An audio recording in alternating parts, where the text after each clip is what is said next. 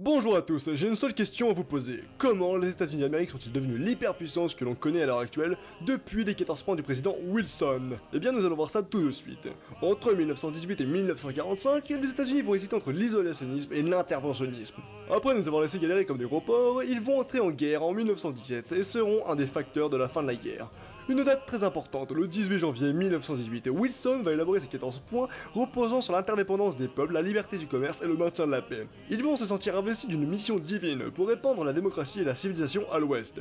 On parle de la destinée manifeste. Ah ouais, ils pètent clairement plus haut que leur cul quoi. Lors du traité de Versailles en 1919, les pays d'Europe adhèrent à la Société des Nations proposée par Wilson, mais le Sénat américain vote contre. Ainsi, ils n'y feront pas partie. Wilson sera battu par le républicain Harding avec le slogan America First. Malgré leur volonté isolationniste, ils veulent protéger leurs intérêts économiques. Ils détiennent 45% du stock d'or mondial. Ah ouais, ils ont de la thune ces chiens. Mais la crise de 29 provoquée par le krach boursier de la bourse de Wall Street va foutre la merde, fort chômage et forte hausse de la misère. En 1932, le démocrate Roosevelt est élu et propose le New Deal, qui est une politique interventionniste pour sortir de la crise.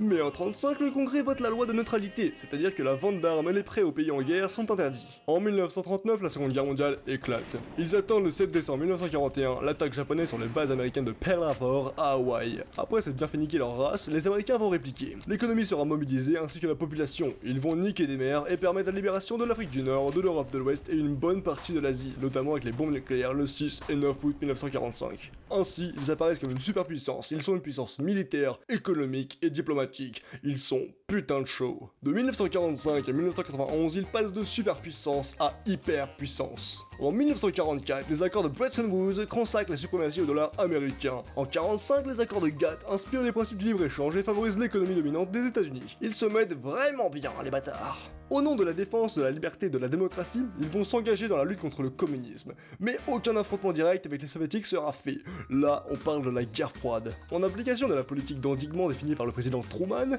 ils multiplient les pactes bi- et multilatéraux pour encercler l'URSS et empêcher l'extension de l'idéologie communiste. Ils vont proposer une aide financière à l'Europe, le plan Marshall, que les communistes vont évidemment refuser. Mais pendant ce temps-là, les 30 Glorieuses vont permettre aux États-Unis de rayonner sur le plan culturel. De plus, la crise des missiles de Cuba met en place un bras de fer diplomatique et stratégique entre Khrouchtchev et Kennedy, qui se finit sur la victoire de l'américain. À ce moment-là, on est au summum de la guerre froide, mais c'est le début d'une période d'entente entre les deux blocs. En revanche, l'URSS possède l'arme nucléaire depuis 1949, et ils ont rattrapé leur retard dans l'armement, et partent à la conquête de l'espace en 1957, avec le premier satellite envoyé dans l'espace et le premier homme en 1961. Et c'est surtout la guerre du Vietnam qui marque la défaite des États-Unis et de leur politique d'endiguement. Et c'est bien fait pour leur gueule, parce que le Vietnam c'est vraiment un putain de pays. Oh oui. Cet événement va défoncer l'image américaine sur la scène internationale. Et un dernier événement va vraiment foutre la merde, le scandale de Watergate. Nixon va démissionner, le vice-président Gerald Ford prend sa place pour attendre l'élection du démocrate Jimmy Carter, qui lui succède, et les États-Unis vont s'écarter du devant de la scène internationale, laissant champ libre aux communistes dirigés par Brezhnev. En 1981, Ronald Reagan est élu président des États-Unis avec le slogan America is back. Il va dépenser beaucoup de thunes dans le domaine militaire et lance le projet antimissile appelé Initiative de défense stratégique, dit projet Star Wars. Ce ne fut qu'un coup de bluff.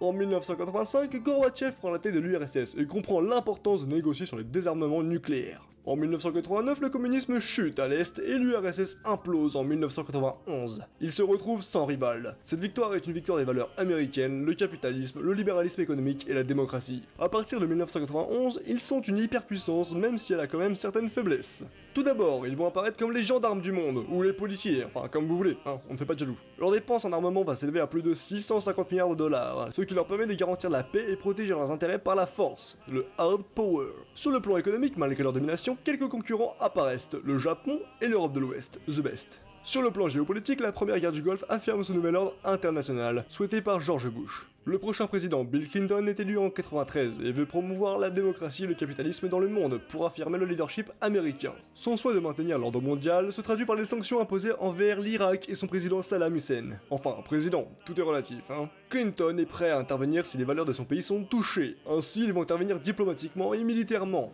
Accord d'Oslo en 93, conflit yougoslave avec l'accord de Dayton en 95 avec l'appui de l'OTAN. Le multilatéralisme se développe et l'ONU voit son importance grandir. Mais la vulnérabilité des États-Unis va se se révéler que les attentats du 11 septembre 2001. Bush Jr., élu en 2001, va ainsi mener une guerre contre le terrorisme, en commençant par l'Afghanistan. Il va mener une véritable croisade face aux états voyous, l'Iran, l'Irak, la Corée du Nord et la Syrie. Oh, les grosses racailles quoi. En mars 2003, leurs certitudes les mènent à l'invasion de l'Irak, sans le soutien de leurs alliés. Mais les raisons étaient fausses, et cette guerre déstabilise le Moyen-Orient. Les Américains vont être de plus en plus isolés sur le plan diplomatique, et un anti-américanisme va se développer à travers le monde. Et la crise de 2007 va renforcer la dette américaine. C'est le caca. Mais Barack Obama est élu en 2008, il retire les troupes de l'Irak, favorise le multilatéralisme et renoue avec les grandes instances comme l'ONU et la section d'assaut. Ah non, pas la section d'assaut, pas du tout en fait, pas du tout. Le nouveau président redore l'image de son pays, permettant de garder leur influence. Donald Trump, qui apparaît comme un protectionniste, est élu en 2016, mais il donne une importance aux relations étrangères et aux affaires politiques. D'ailleurs, il a eu des petites embrouilles avec le petit coréen Kim Jong-un. Mais du coup, quels sont les conflits à venir? Une troisième guerre mondiale? Peut-être bien. Non, je déconne, de toute façon, il va y avoir une petite bombe nucléaire dans la gueule et bim on va tous crever. Youpi! Allez, ciao, révise bien, bisous sur les fesses, salut, ciao. Bon bah sinon, tu peux éventuellement t'abonner à la chaîne, enfin genre si le cours t'a servi, voilà, j'espère que ça t'a servi, parce que quand ça sert, bah, c'est serviable, parce que quand bah, tu peux t'abonner, ça va me servir à avoir des abonnés, genre, ouais, salut.